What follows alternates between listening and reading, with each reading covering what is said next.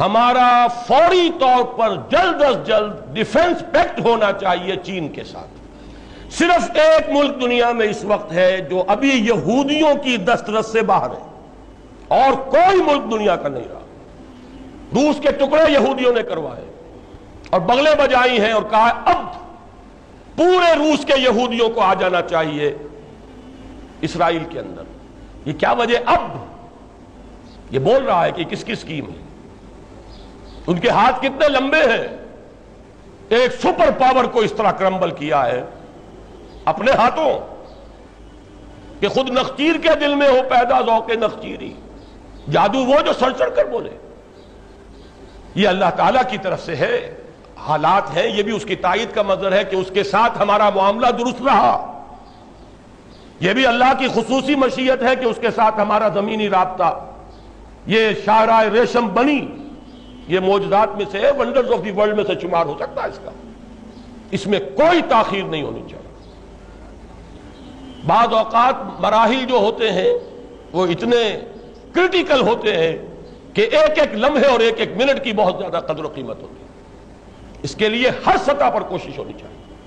Defence packet, آپ کو یاد ہے ہندوستان اتنی بڑی طاقت تھی اور ہمارا حال جو تھا مشرقی پاکستان میں کتنا وہ خود بخود تیار ہے پکے ہوئے پھل کی طرح۔ دیکھیے پڑتا ہے آخر کس کی جھولی میں فرنگ، وہ تو ہمارے انتشار کی وجہ سے مشرقی پاکستان خود بخود ایکسپلوڈ ہو رہا تھا۔ پھر بھارت کتنی بڑی طاقت، پھر بھی اس نے جب تک اسی وقت اسی موقع پر 20 سالہ دوستی کا معاہدہ روس کے ساتھ نہیں کیا، اس نے جرأت نہیں کی تھی آگے آنے کی۔ 20 سالہ معاہدہ اور ابھی اس کی تجدید ہوئی ہے۔ لیکن سن 71 سے 91 ابھی تو ختم ہوا ہے، وہ این اسی وقت کیا تھا معاہدہ۔ اگر ہماری حکومت کو اس کا ہوش نہیں ہے، ہمارے ہاں بدقسمتی ہے کہ ہمارے ہاں تو پورا وزیر جو ہے وہ دفاع کا وزیر ہی موجود نہیں، خارجہ وزیر ہی موجود نہیں۔ ایک آدمی کیا کیا کرے؟ اسے میڈکوں کے ساتھ بھی معاملہ کرنا ہے، جو ادھر پھدک رہا ہے ادھر پھدک رہا ہے۔ اسے یہ بھی دیکھنا ہے کہ میرے اپنے ساتھیوں میں لٹیرے ہیں اور ان کا لوٹ مار کا بھالا پھوٹ گیا۔ بہرحال اللہ تعالیٰ مدد کرے گا تو سارے مسئلے حل ہو جائیں گے، لیکن یہ کہ آخر یہ بھی سنت رسول ہے۔ اللہ کی نصرت حضور سے زیادہ کس کے ساتھ تھی، لیکن مدینے پہنچتے ہی دفاعی پیکٹ کیا کہ نہیں کیا؟ یہود کے ساتھ کیا۔ حکمت تدبیر اپنی جگہ ہے، تقدیر اپنی جگہ ہے، تدبیر اپنی جگہ ہے، اللہ کی قدرت اپنی جگہ ہے، بندے کی کوشش اپنی جگہ ہے، ہر شے کا ایک مقام۔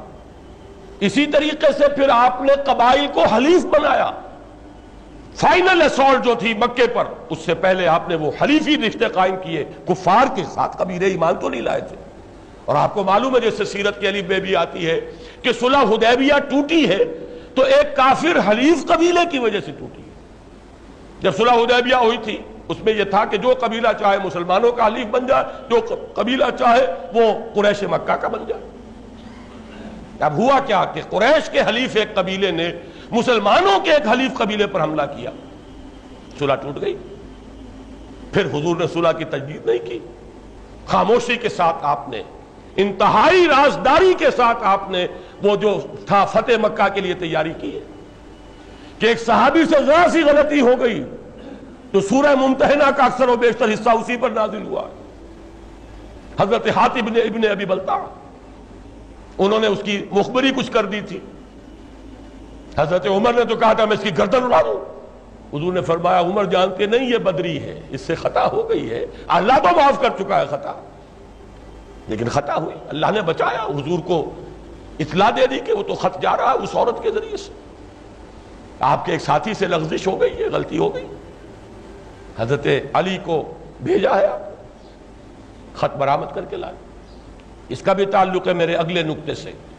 حضور کی حدیث ہے استعینوا علی الحوائج بالکتمان، اپنے ضرورتیں اپنے منصوبوں پر کتمان کے ساتھ، اخفاء کے ساتھ مدد حاصل کرو۔ اپنے سارے کارڈ ٹیبل پر ڈال دینا یہ کوئی حکمت نہیں ہوتی، اخفاء بہت بڑی بات ہے۔ پھر عرض کر رہا ہوں حضور سے زیادہ کس کو پروٹیکشن حاصل تھی اللہ کی؟ یہ آیت تو یوں سمجھیے کہ تقریباً 9 برس پہلے 10 برس پہلے نازل ہو چکی تھی، ان اللہ یدافع عن الذین آمنوا، مدافعت کی ذمہ داری اللہ پر ہے۔ پھر بھی حضور نے یہ اہتمام کیے، پیکٹ بھی کیا، یہود سے کیا۔ آج ہمارے لیے دنیا میں اگر کوئی ایک طاقت واحد ہے وہ صرف چین کی ہے، ایک لحظے کی دیر نہیں ہونی چاہیے۔ اس میں اگر کہیں بھی ڈھل مل یقینی کا معاملہ رہا اور حیث بحث میں اور سوچ بچار میں وقت گزار دیا گیا تو گیا وقت پھر ہاتھ آتا نہیں۔ تیسری بات، وَأَعِدُّوا لَهُم مَّا اسْتَطَعْتُمْ، جتنا بھی امکان میں ہے ساز و سامان اسلحہ تیار۔ ظاہر بات ہے آج کی دنیا میں موسٹ افیکٹو ڈیٹرنٹ اگر ہے تو وہ ایٹم بم ہے، دشمن کو اگر سوچنے پر مجبور کرنے والی شے ہے۔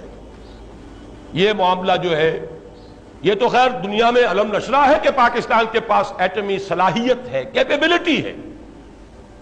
اب چونکہ اس میں کتمان کیا گیا ہے اور کتمان عین حدیث نبوی کے مطابق ہے تو ہمیں نہیں معلوم، میں بھی نہیں جانتا کہ کیا ہے کیا نہیں ہے، کسی کو نہیں معلوم، لیکن یہ کہ بہرحال ہمیں وہ کام کرنا چاہیے، اس میں کوئی شک نہیں ہو سکتا، کسی کی دھوس میں نہیں آنا چاہیے۔ پھر میں کہوں گا اللہ کی پناہ ہمیں پہلے آ جاؤ، پھر یہ سب کچھ کرنا۔ اللہ کی پناہ جنہیں حاصل تھی انہوں نے بھی سب کچھ کیا ہے۔ اللہ کے رسول سے زیادہ تو کسی کو پناہ حاصل نہیں ہو سکتی اللہ کی، انہوں نے بھی کیا۔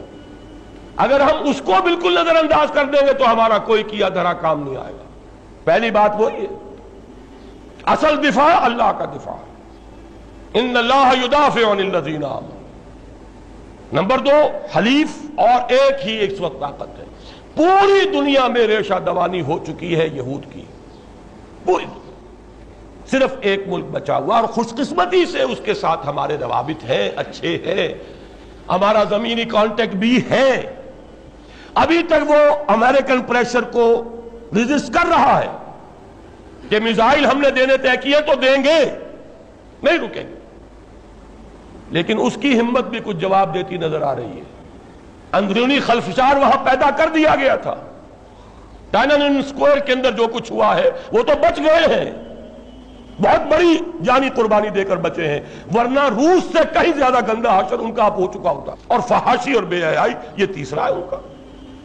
کھلی مارکیٹ اکانومی، سود کے ساتھ، سٹاک ایکسچینج کے ساتھ، جوئے کے ساتھ، اور کھلا سیکس شراب کے ساتھ، بے حیائی کے ساتھ، فحاشی کے ساتھ، اور آزادی کے نام پر یہ ساری چیزیں۔ خوشنما عنوان ہے آزادی، مادر پدر آزادی،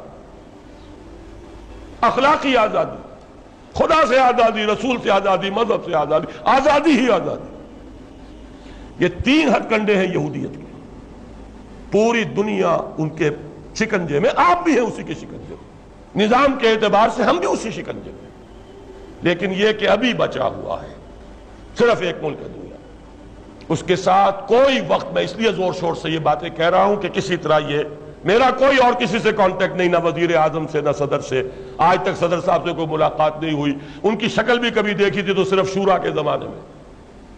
اس اعتبار سے میرا ذریعہ یہی ہے، کوئی لمحہ ضائع کیے بغیر ہر ممکن کوشش ہونی چاہیے ان کو بھی کچھ حوصلہ دیا جائے، ان کا حوصلہ بھی جواب دے رہا ہے۔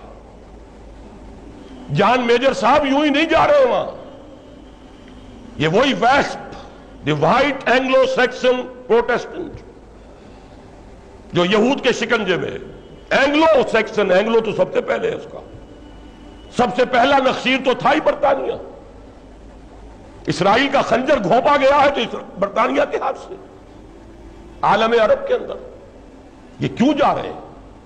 بہت اہم بات ہے، تو دعا بھی کیجئے لیکن یہ کہ تدبیر بھی کیجئے۔ تیسری بات جو میں نے کہا، اعدوا لہم ما استطعتم،